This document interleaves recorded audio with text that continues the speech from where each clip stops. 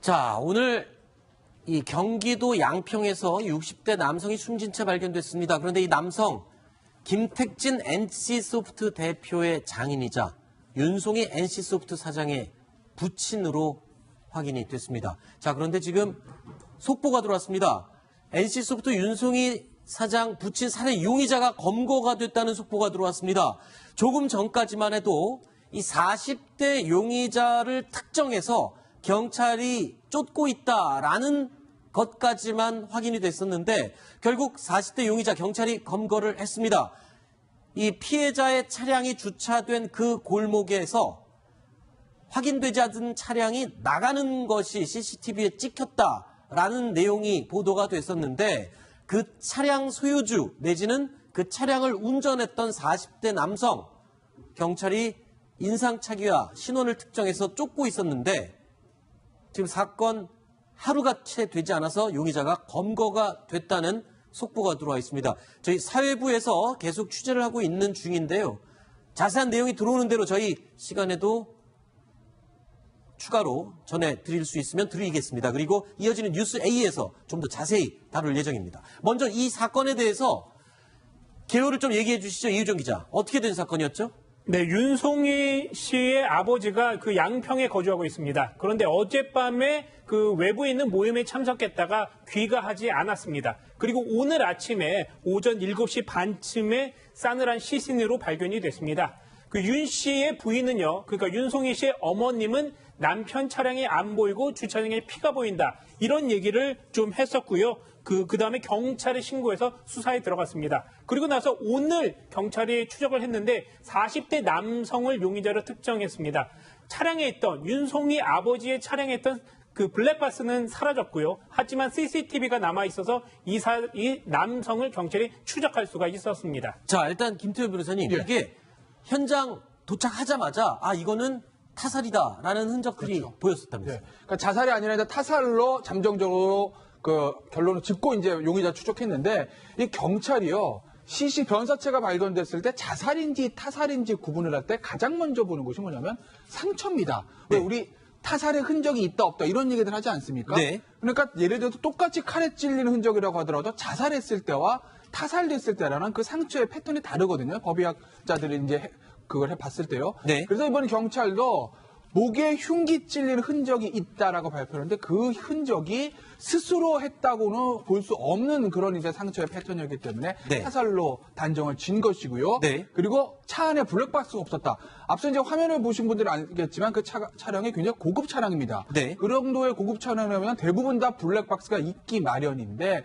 차 안에 블랙박스가 없었기 때문에 이것은 누군가가 고의적으로 차 안에 있었던 블랙박스를 훼손한 것이다. 이렇게 잠정적으로 타살로 결론을 짓고 용의자를 추적해 왔는데 오늘 하루도 안 돼서 용의자가 일단 잡힌 겁니다. 자, 이런 상황들을 보면요. 목에 흉기에 공격당한 흔적이 있었고 차량이 발견됐는데 블랙박스가 없었고 이런 모습들 그리고 또 이 사건 현장이 CCTV가 집 앞에 달려 있었지만 보이지 않는 사각지대에서 범행이 벌어진 것으로 추측이 되고 있는데 이런 것들을 보면 굉장히 범행에 익숙한 어떤 누군가를 위해하기에 익숙한 사람의 소행으로 좀 추정이 되기도 하는 것 같아요. 어떻게 보십니까? 그러니까 일단 용의자를 조사를 해봐야 되겠으나 목에 이제 흉기를 찔렸다는 것들입니다. 그렇죠. 그러니까 일반적으로 이제 누군가를 해야라고 할 때 이것은 뭐 프로랑 아마추어라는 말을 쓰는 게 적절하지 않겠지만 경험이 없는 사람들 같은 경우는 목을 칼로 찌른다는 것은 여간해서는 쉬운 일이 아닙니다. 대부분 그렇죠. 몸통 부분들을 공격을 하는 것이 일반적인데 목이라는 치명상 즉 잘못 한 번에 찔려서 사망을 이르게 할 수 있는 치명상을 입힐 수 있는 목이라는 특정 부위를 공격했기 때문에 그렇기 때문에 뭐랄까요 이 좀 더 일반인보다는 조금 전문가의 솜씨일 수도 있다라는 어떤 그런 현재까지 어떤 추정을 해볼 수 있을 것 같고요. 그 사람이 어떤 이유에서 그랬는지 정말 범인이 맞는지는 아마 경찰이 조사를 통해서 곧 밝혀낼 것으로 보입니다. 네. 자, 그런데 이 안타까운 소식 윤송이 씨의 부친이잖아요. 근데 윤송이 씨 하면은 천재 소녀로 불리면서 사회적으로 아주 관심을 많이 받았던 그런 인물이잖아요. 그렇죠. 초등학교부터 대학교까지 서울과학고는 2년 만에 졸업했고요. 카이스트를 수석 졸업하고 미국의 MIT로 유학을 가서 24살 때 유학을 갔는데 보통 한 박사학위 받으려면 뭐 6년, 8년 이렇게 걸리는데 3년 6개월 만에 박사학위를 받았습니다. 한국인으로서는 MIT에서 최연소 박사학위를 받았고 들어와서는 역대 최연소 SK텔레콤 임원, 당시 나이가 29살이었습니다. 네. 그래서 이제 이른바 천재소녀다 뭐 이렇게 널리 알려져 있고요. 드라마 카이스트 거기 나온 이나영 씨의 실제 모델이 윤송이 사장이다 이렇게 네. 지금 알려져 있습니다. 이재명 차장, 예. 사실 이 윤송이 씨 같은 경우에는 지금 이 불의의 사고를 당한 옛 부친 아버지에 대해서 굉장히 애착이 많았고 애정이 두터웠던 것으로 보여요. 그렇습니다. 윤 사장이 여러 차례 이제 언론에 기고를 했는데요. 기고에서 아버지에 대한 각별한 정을 나타냅니다. 지금 보이신 것처럼 2004년 신동아 인터뷰에서는 아버지는 겸손하라고 항상 바르게 살라는 말씀하셨다. 이런 얘기도 했고 2003년 동아일보 칼럼에서는 더더욱 아버지의 애정을 나타냅니다. 그러니까 화가 나는 상황이 되면 아버지는 기다려봐라. 다 이유가 있다. 이렇게 말씀하시면서 이렇게 아버지로부터 세상 사는 방법을 배웠다. 이런 얘기를 윤 사장이 했었습니다. 그 정도로 아버지한테 각별한 애정을 가졌고요. 이 아버지가 산업은행을 이제 나와서 한국증권금융에서 상무로 이제 재직하시다가 퇴임을 하셨는데 딸들을 정말 다 뭐 방금 전에 윤송이 사장은 천재라고 했는데 천재소녀라고 얘기를 했었지만 IT 그러니까 큰딸 윤송이 사장은 IT 전문가를 키우고 네. 둘째 딸은 이제 BT 그러니까 생명공학 분야에서 굉장히 또 탁월한 일을 하고 있습니다. 따라서 굉장히 자녀들을 잘 키운 것으로도 유명한 분입니다. 자, 윤송이 씨뿐만 아니라 윤송이 씨의 남편이죠. 그리고 또 피해자 윤 씨의 사위인 김택진 대표도 굉장히 유명한 사람이잖아요. 최근에 무슨 CF 광고에도 출연해서 굉장히 얼굴을 알린 사람이잖아요. 그렇죠. 우리나라 대표적인 이제 IT 기업의 CEO죠. 자주성가 CEO라고 하고 그 리니지라는 전 세계적으로 히트한 게임을 만든 NC소프트의 대표입니다. 최대 주주죠. 네. 세계 상위 1% 억만장자의 이름을 올렸다고도 알려져 있는데 이 NC소프트의 김택진 대표 같은 경우도 언론 노출이 극히 적기 때문에 역시 은둔의 경영자다. 이런 있던 제기의 평가도 있었습니다. 네. 잘 나오지 않는다는 거죠. 그런데 방금 전에 화면에서 보셨듯이 리니지 CF에 김택진 대표가 등장을 했어요. 네. 그러니까 그동안에 본인이 있었던 행동 패턴과는 다르게 대중 앞에 그 자사의 어떤 최고의 매출을 기록하는 히트 상품의 CF로 등장을 했는데 네. 이게 대중의 이 광고가 보여지기가 채 한 달이 안 됐습니다. 네. 그런데 그러자마자 또 이렇게 장인이 이렇게 좀 돌아가시게 됐으니 김택진 대표로서는 굉장히 좀 마음이 굉장히 좀 네. 상심했을 것 같습니다. 충격이 클 것 같습니다. 자, 일단 경찰이 체포한 용의자, 어디까지나 용의자입니다. 아직까지 범행 이 동기라든가 아니면 실제로 이 범행을 저지른 인물인지 정확한 확인은 되지 않았습니다. 경찰에서 정확한 확인이 되는 대로 다시 알려드리도록 하겠습니다.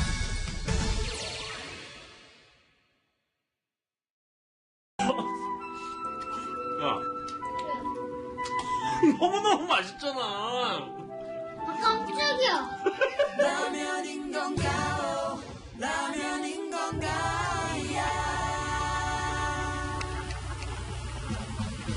라면인 건가? 라면인 건가요?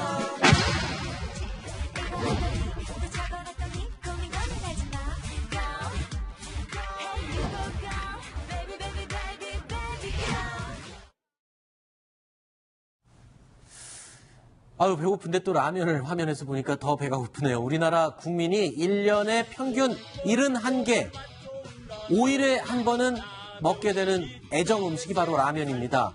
이 라면에 이제 매운맛이 단계로 표시가 된다고 합니다. 저녁 시간에 정말 배고파지는 얘기인데 한번 나눠보도록 하겠습니다. 자, 김태현 변호사님, 이유중 기자가 먼저 좀 소개를 해주실까요? 네, 4단계로 표시가 된다고? 네, 농림축산식품부가 지금 정책적으로 내놓고 있는 것인데 우리 라면에 스프 먹어보면 어떤 맛인지 궁금할 때가 많이 있습니다. 네. 캡사이신의 함유량에 따라서 이게 달라지는데 네. 맨 처음에 낮은 단계가 순환물 이것이 제1단계로 볼 수 있습니다. 캡사이신의 함유량이 킬로그램당 밀리그램이 좀 적은 것. 그러니까 80 미만일 때는 순한 맛이고요. 그 다음에 80에서 180 정도가 보통 매운맛.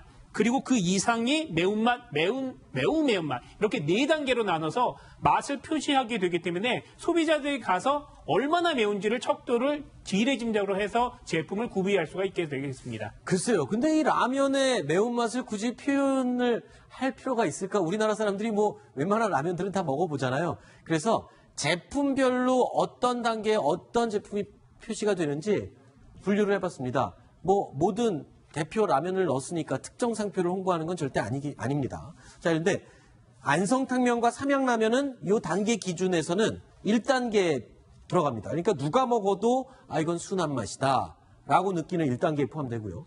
너구리 얼큰한 맛, 이거 꽤 매운데 이게 2단계밖에 안 되네요. 3단계가 신라면, 진라면 매운맛. 4단계가 틈새라면, 빨개떡. 저는 안 먹어봤는데 이거 드셔본 분 계세요? 저건 정말 맵습니다. 아, 먹어봤어요? 저건 정말 매워요. 네. 아, 그래요? 4단계.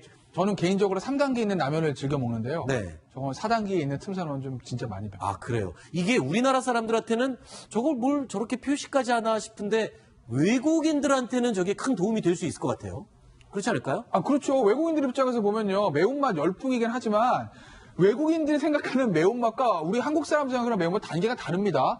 그러니까 저기 2단계, 3단계에 있는 라면만 해도 뻘뻘 너무 맵다고 못 먹는 외국인도 많기 때문에 그런 것을 다 표시해 놓으면 외국인들 입장에서 보면 본인의 입맛에 맞는 그 라면을 딱 골라 먹을 수 있지 않겠습니까? 네. 그리고 한국 사람들을 우리나라 사람들한테도 저는 도움이 될 것 같아요. 왜냐하면 식성에 따라서 매운맛을 또 워낙 못 드시는 분들이 있으니까 네. 아, 신라면 먹을까, 삼양라면 먹을까 하다가 덜 매운 삼양라면 먹어야지 뭐 이런 분도 계시지 않겠어요?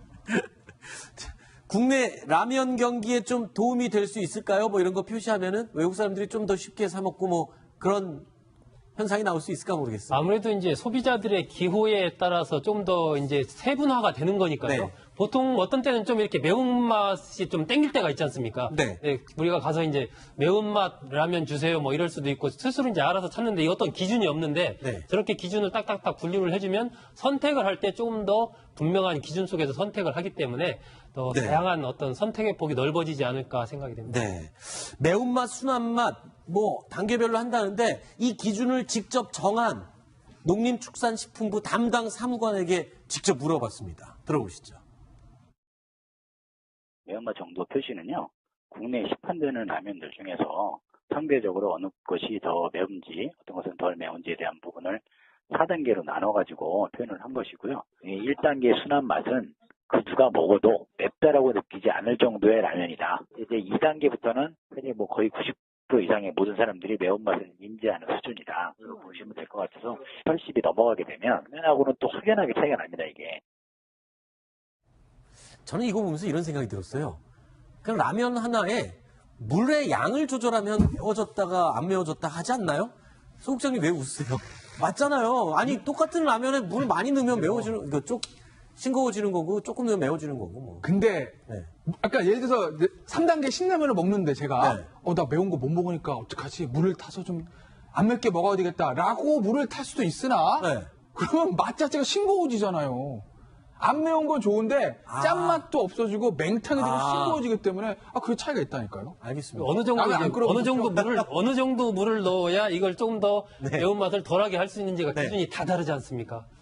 그 550ml를 넣으라고 돼 있는데 저는 50ml는 그거 빼고 500ml만 넣어서 끓이거든요. 그게 맛있더라고요. 저도 그렇습니다. 알겠습니다. 배고프네요. 어떻게 된 사건이었죠? 네, 윤송희 씨의 아버지가 그 양평에 거주하고 있습니다. 그런데 어젯밤에 그 외부에 있는 모임에 참석했다가 귀가하지 않았습니다. 그리고 오늘 아침에 오전 7시 반쯤에 싸늘한 시신으로 발견이 됐습니다. 그 윤 씨의 부인은요, 그러니까 윤송희 씨의 어머님은 남편 차량이 안 보이고 주차장에 피가 보인다. 이런 얘기를 좀 했었고요. 그 다음에 경찰에 신고해서 수사에 들어갔습니다. 그리고 나서 오늘 경찰이 추적을 했는데 40대 남성을 용의자로 특정했습니다. 차량에 있던 윤송희 아버지의 차량에 있던 그 블랙박스는 사라졌고요. 하지만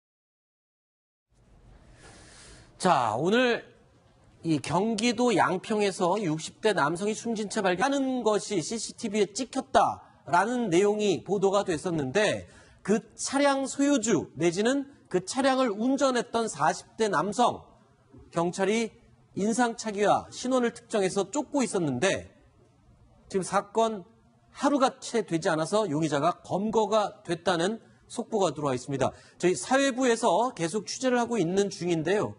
자세한 내용이 들어오는 대로 저희 시간에도 추가로 전해드릴 수 있으면 드리겠습니다. 그리고 이어지는 뉴스 A에서 좀 더 자세히 다룰 예정입니다. 먼저 이 사건에 대해서 개요를 좀 얘기해 주시죠. 이유정 기자. 됐습니다. 그런데 이 남성 김택진 NC소프트 대표의 장인이자 윤송희 NC소프트 사장의 부친으로 확인이 됐습니다. 자, 그런데 지금 속보가 들어왔습니다. NC소프트 윤송희 사장 부친 살해 용의자가 검거가 됐다는 속보가 들어왔습니다. 조금 전까지만 해도 이 40대 용의자를 특정해서 경찰이 쫓고 있다라는 것까지만 확인이 됐었는데 결국 40대 용의자 경찰이 검거를 했습니다. 이 피해자의 차량이 주차된 그 골목에서 확인되지 않은 차량이 CCTV가 남아 있어서 이 남성을 경찰이 추적할 수가 있었습니다. 자, 일단 김태현 변호사님, 예. 이게 현장 도착하자마자 이거는 타살이다라는 흔적들이 보였었다면서요. 네. 그러니까 자살이 아니라 이제 타살로 잠정적으로 그 결론을 짓고 이제 용의자 추적했는데 이 경찰이요. CC 변사체가 발견됐을 때 자살인지 타살인지 구분을 할 때 가장 먼저 보는 것이 뭐냐면 상처입니다. 왜 우리 타살의 흔적이 있다 없다 이런 얘기들 하지 않습니까? 네. 그러니까 예를 들어서 똑같이 칼에 찔리는 흔적이라고 하더라도 자살했을 때와 타살됐을 때라는 그 상처의 패턴이 다르거든요. 법의학자들이 이제 그걸 해봤을 때요. 네. 그래서 이번